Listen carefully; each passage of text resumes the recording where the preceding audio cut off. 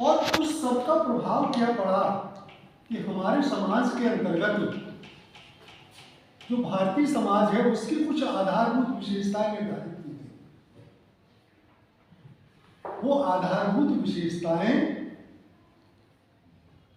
जो भारतीय समाज के अंतर्गत देखने को मिली, खास तौर से उस समाज में जिसे हम ग्रामीण समाज कहते हैं, क्योंकि प्राचीन भारतीय समाज में हमारे समाज का जो स्वरूप था, मेजॉरिटी ऑफ दी पर्सन्स ग्रामीण समाज में रहते, आज भी रहते हैं।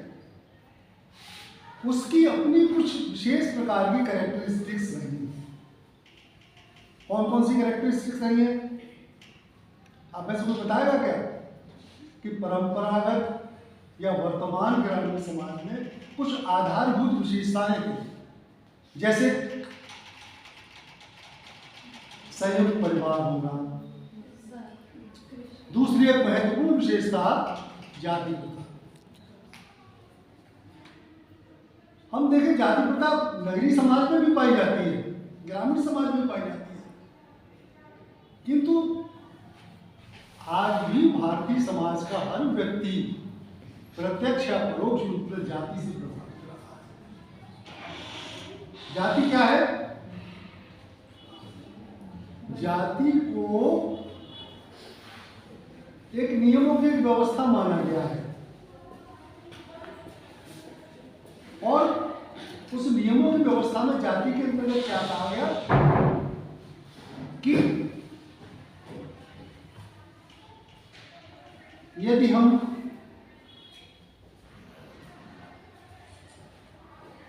नर्मदा प्रसाद को देखें तो उन्होंने कहा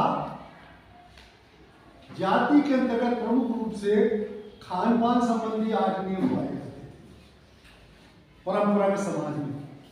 किसका बनाया हुआ खाया जाए, कच्चा खाया जाए, पक्का खाया जाए, किसके साथ खाया जाए, किसका छुआ खाया जाए, किसका परोसा खाया जाए। इसी प्रकार से जाति के अंतर्गत खान पान के अलावा विवाह संबंधी नियम थे। इसी प्रकार से जाति के अंतर्गत छुआछूत संबंधी नियम थे और जाति की एक महत्वपूर्ण विशेषता यह रही थी कि जाति को व्यक्ति परिवर्तित नहीं कर सकता था जीवन भर। एक बार व्यक्ति ने जिस जाति में जन्म लिया वो जीवन पर्यंत उसी जाति का सदस्य रहेगा, उसके अंतर्गत चेंज करना संभव नहीं।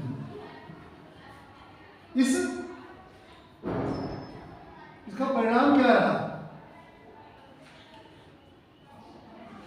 जाति की अनेक प्रकार के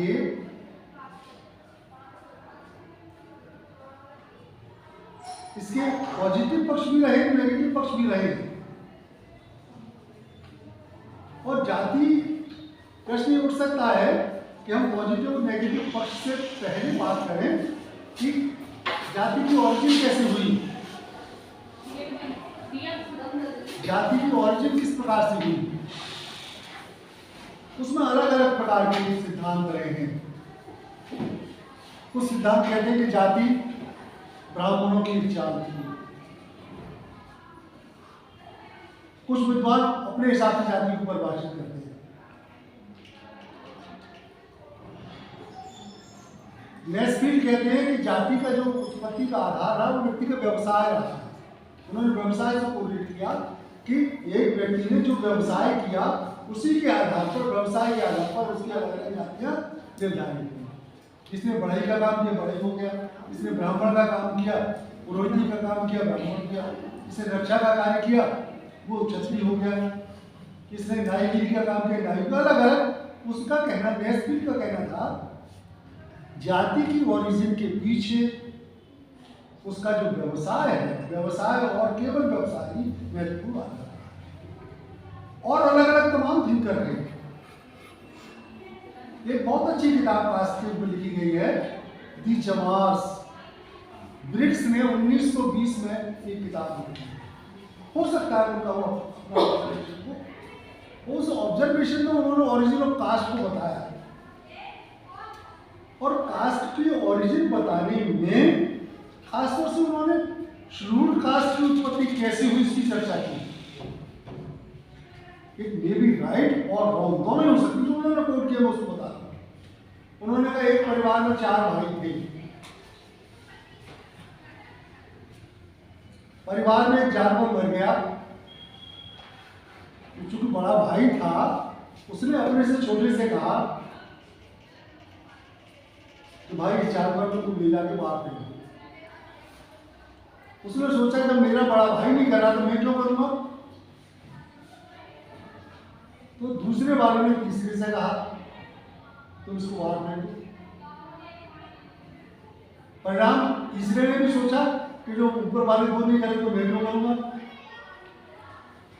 फिर उन तीनों ने मिलकर के अपना जो सबसे छोटा भाई था, चौथे नंबर का, उसको तीनों ने जॉइंटली कहा कि मरे हुए जानवर को आप ले जाइए और मारा। जब वो मरे हुए जानवर को ले जा करके फेंक करके आया तो उनको उस चौथे को घर में नहीं घुसने दिया। परिणाम क्या हुआ? उनका कहना था कि जो अनटचेबल कास्ट की ओरिजिन हुई उसका आधार यही रहा।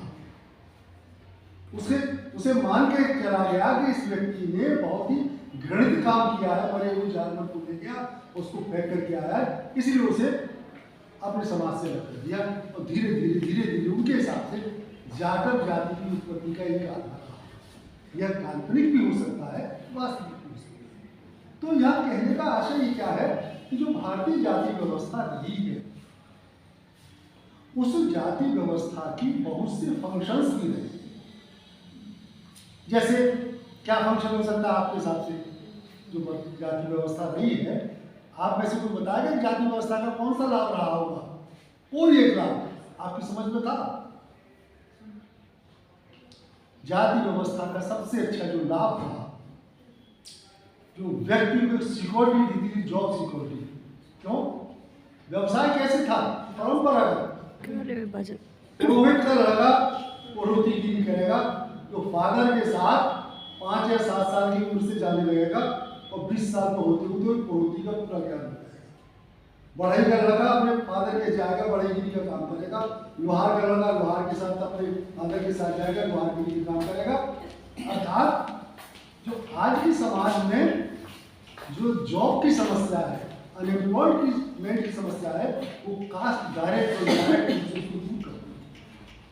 व्यक्ति ट्रेडिशनल ऑक्यूपेशन को अपनाते थे और ट्रेडिशनल ऑक्यूपेशन को अपनाने के कारण से क्या था, खासतौर से ग्रामीण समाज में एक जजमानी सिस्टम बन जाता था और जजमानी सिस्टम के माध्यम से एकता की स्थापना। ये तो उसका पॉजिटिव पक्ष रहा। उसका नेगेटिव पक्ष भी बहुत अधिक ज्वलंत रहा है, एक भयंकर रहा है, जो समाज के अंदर अनेक प्रकार की प्रॉब्लम डील करता है। आप में से कोई बताएगा कि जाति व्यवस्था का जो नेगेटिव एस्पेक्ट कौन सा रहा है? कोई एक एग्जाम्पल। अनटचेबिलिटी, हाँ, अस्पष्टता का जन्म होना।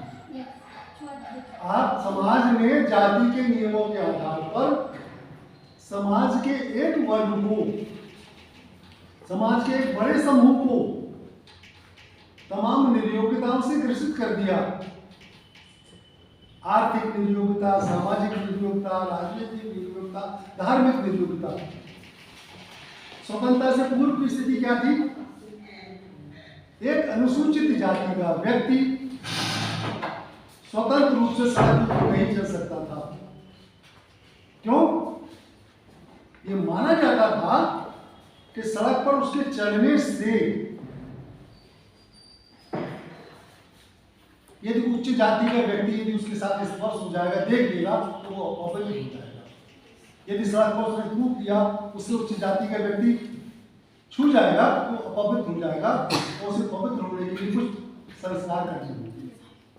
जैसे ट्रेडिशनली क्या संस्कार था? स्नान कर ले या गंगा जल छिड़क ले और तमाम तरीके अपने आप को शुद्ध कर ले। परिणाम क्या रहा? समाज का एक बहुत बड़ा वर्ग इस जाति के दुष्परिणाम के कारण समाज से धीरे धीरे अलग। किसी भी व्यक्ति को, जो अनुसूचित जाति का व्यक्ति है, उसे यह अधिकार नहीं था कि वो मंदिर में प्रवेश कर जाए और किसी देवी के देवता के दर्शन कर सके, किसी धार्मिक स्थान को, गंगा जी आदि आदि स्थान को जाने की भी उसको मनाही थी।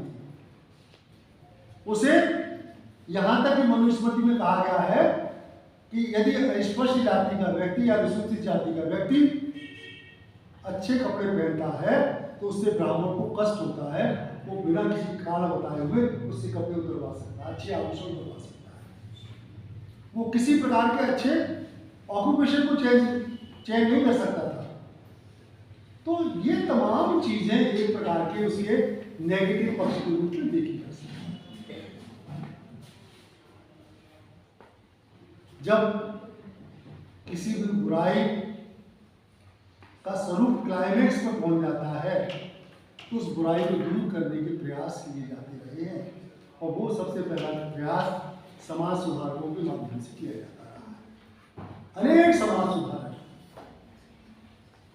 इसमें डॉक्टर भीमराव अम्बेडकर, महात्मा गांधी, ज्योतिबा फूले और तमाम समाज सुधारक रहे हैं।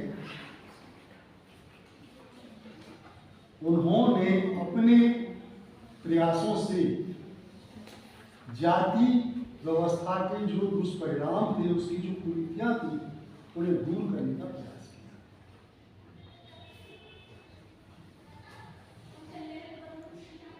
जाति के अंतर्गत जो आमूलचूल परिवर्तन लाने का कार्य था वो स्वतंत्र भारत के अंतर्गत किया गया, क्योंकि स्वतंत्र भारत का जो संविधान था जिसकी रचना करने में बहुत अमूल्य योगदान रहा डॉक्टर भीमराव अम्बेडकर का, उसकी प्रस्तावना में लिखा गया है यह भारत का संविधान जाति के आधार पर, धर्म के आधार पर, भाषा के आधार पर, रंग के आधार पर, धर्म के आधार पर, संप्रदाय के आधार पर किसी के साथ कोई भेदभाव नहीं करेगा। और इसकी सपोर्ट में तमाम अधिनियम पारित किए गए। अस्पृश्यता अपराध अधिनियम 1955, उसको संशोधित किया गया, नागरिक अधिकार संरक्षण अधिनियम।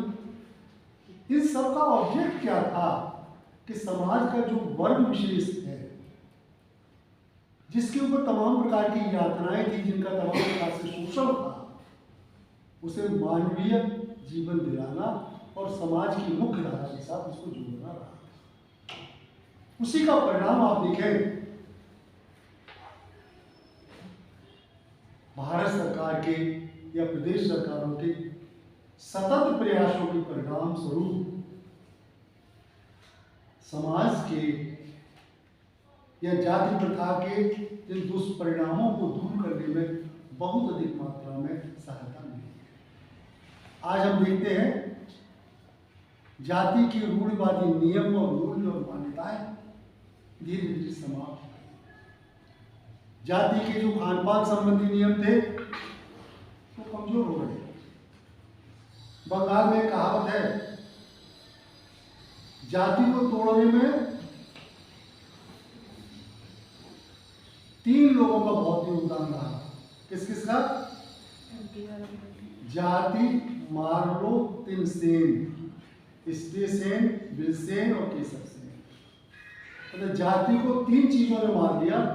स्टेशन में, स्टेशन मीन्स यातायात के साधनों में जहां व्यक्ति जाता है तो वो ये नहीं पूछता कि इस स्टेशन पर ब्राह्मण खड़ा, क्षत्रिय खड़ा, वैश्य खड़ा, सब जाते हैं। जो डिस्टेंस की बात थी जाति के आधार पर, वो धीरे धीरे कम हो। बिलसेन होटल एक है, कलकत्ता का होटल रहा है। होटल में जब आप जाते हैं खाना खाने तो पूछते कि ब्राह्मण हो, थाली लायो, ये क्षत्रिय हो, शूद्र कौन? वहां आप जाति, देव सबको तोड़ करके खाना खाते हैं और ये सबसे समाज सुधार। तो तमाम नियोजित प्रयासों के बावजूद जाति की जो परंपरागत रूढ़िवादी नियम थे उनको परिवर्तन किया। उसी का परिणाम यह है, स्वतंत्र भारत में जाति के मूल्य और मान्यताओं में परिवर्तन आ रहा है। जातिगत जो रूढ़ियाँ हैं वो टूट रही है। आप देखिए आपकी क्लास में सभी जाति और धर्म की बच्ची होंगी, लड़के भी होंगे, ब्राह्मण भी होंगे, क्षत्रिय भी होंगे, वैश्य भी होंगे, और मैं समझता हूँ किसी के साथ कोई जातीय भेदभाव नहीं। तो एक प्रकार का परिवर्तन हो रहा है, और वो परिवर्तन उस दिशा में है जहाँ समानता की बात की जा रही है, जहाँ बंधुत्व की बात की जा रही है, जहाँ समरसता की बात की जा रही है। और वहाँ आज उन तमाम वैधानिक प्रावधानों के परिणाम स्वरूप एक समरसता की स्थिति धीरे धीरे उसी का परिणाम है आज कि अंतरजातीय विवाहों का प्रचलन भी बढ़ रहा है, और जातिगत दूरियां हैं, जातिगत जो निषेध है, जातिगत विधान की भावना है, वो धीरे धीरे सब। यही नहीं, भारत सरकार ने और विभिन्न प्रदेश सरकारों ने भी जो वर्ग एक प्रकार से शोषित रहा है, पिछड़ा रहा है, वंचित रहा है, उसे एक प्रकार से आरक्षण देने की बात की। महिलाओं को पंचायतों में 30% आरक्षण देना, लोकसभा में, विधानसभा में उन्हें आरक्षण देकर के उनको नेतृत्व देना, और खास तौर से अभी रिसेंटली 2024 में उत्तराखंड सरकार ने सीएए को लागू करके, सुप्रीम कोर्ट में लागू करके जो जातिगत भेदभाव की बात है, पक्षपात की बात है, धर्म के आधार पर भेदभाव की बात है, इसे समाप्त कर दिया। महिला बंधन कानून इसी दिशा में एक प्रयास है जो आगामी कुछ समय के बाद लागू हो जाएगा, जिसमें महिलाओं को राजनीतिक नेतृत्व करने की बहुत अधिक अवसर प्राप्त। तो इस प्रकार से हम देखें जो बदलता हुआ भारत है, चेंजिंग इंडिया है, तो ऐसा उसका स्वरूप डेवलप हो रहा है जहाँ सभी जातियों को, सभी धर्म को, सभी भाषाओं को एक सम्मान की दृष्टि से देखा जा रहा है, और उनके उन्नति के, उनको डेवलप करने के अलग अलग अवसर दिए जा रहे हैं। इस आधार पर कह सकते हैं कि आज का वर्तमान भारत बहुत सशक्त भारत होता जा रहा है, और परंपरागत मूलवादी मूल्य और मान्यताओं का जो प्रभाव था वो दिन प्रतिदिन समाप्त होता जा रहा है, और यही स्थिति रही तो कुछ आगामी वर्षों में जो जाति के मूलगत मूल्य और मान्यताएं रही हैं वो भी धीरे धीरे समाप्त हो जाएंगी। बहुत बहुत धन्यवाद।